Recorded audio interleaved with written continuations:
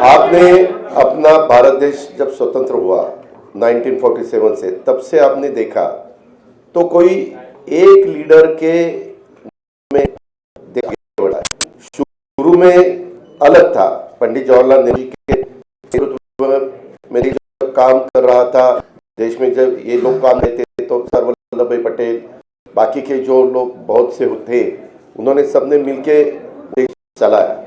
उसके बाद लाल बहादुर शास्त्री, इनका नेतृत्व आया। उसके बाद इंदिरा जी का नेतृत्व आया।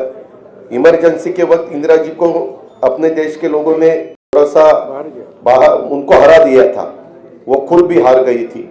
लेकिन उसके बाद वापिस जो लोग इकट्ठा हुए अलग अलग पार्टियों के, जिसको हम खिचड़ बोलते हैं, वैसा हुआ। वो गवर्नमेंट ज्यादा चला नहीं, 2.5 साल के अंदर ही चुनाव हुए। वापिस इंदिरा जी का नेतृत्व में उनका करिश्मा था, उनके नेतृत्व में ही सरकार आई। उसके बाद राजीव गांधी के नेतृत्व में सरकार आई। और सब होने के बाद बहुत सालों के बाद मैं मेंबर ऑफ पार्लियामेंट बना 91 में, ये भी 91 में हम साथ साथ, तब एक कांग्रेस थी, कांग्रेस के वे पार्लियामेंट के हम वहां चुनाव जीत के गए थे।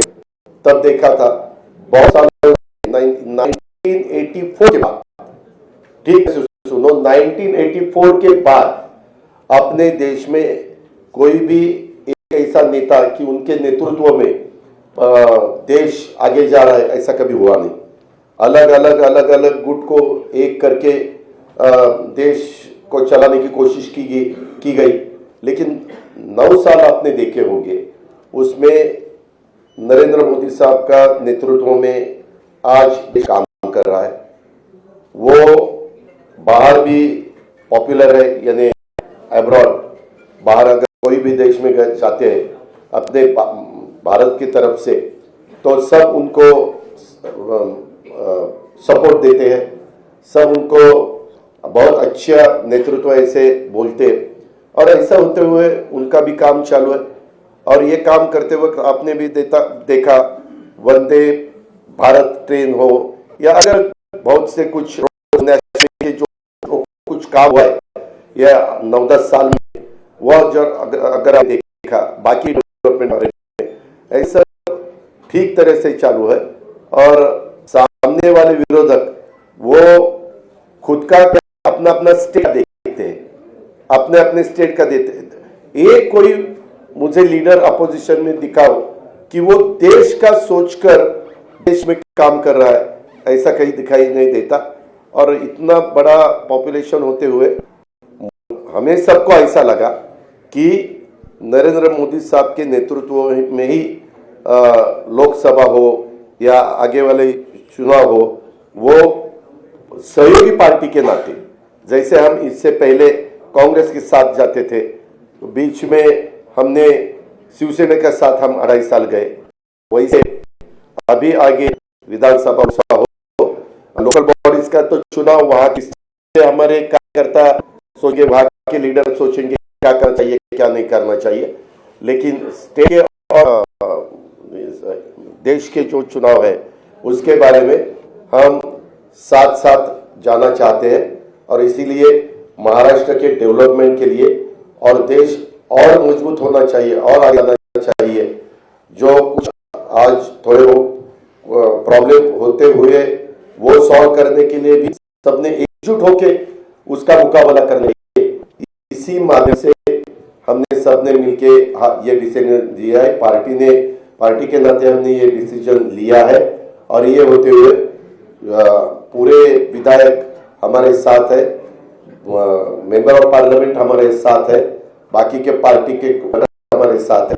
इसीलिए आज मैंने डिप्टी चीफ मिनिस्टर ओथ दी, बाकी के हमारे सीनियर नेता और नया भी कुछ लोगों ने आज तक इस गवर्नमेंट में लेडी को प्रतिनिधि नहीं था, आगे शायद वो देंगे, लेकिन हमने वो भी सोचा।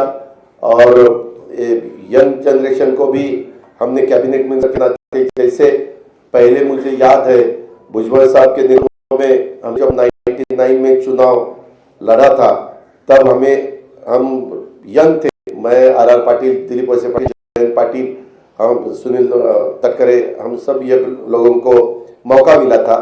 अभी वैसा ही संजय बनसोड़े हो या अपना आदित्य तटकरे हो या अनिल भाईदास पाटिल हो, ऐसे अलग अलग लोगों को भी हमने उसमें शामिल किया है। और उसमें ट्राइबल को भी प्रतिनिधित्व मिलना चाहिए, शेड्यूल कास्ट को भी प्रतिनिधित्व मिलना चाहिए, माइनॉरिटी को भी प्रतिनिधित्व मिलना चाहिए, लेडीज को भी प्रतिनिधित्व मिलना चाहिए। ऐसा सब सोचकर और ओबीसी को भी प्रतिनिधित्व ज्यादा मिलना चाहिए, ऐसा सब सोचकर हमने ये मिनिस्ट्री में मौका दिया है। और आगे भी जो हम जब बात सीएम साहब के साथ करेंगे, बाकी डीसीएम साथ के करेंगे, बैठेंगे तो बाकी के भी लोगों को और मौका देने की हमारी कोशिश रहेगी।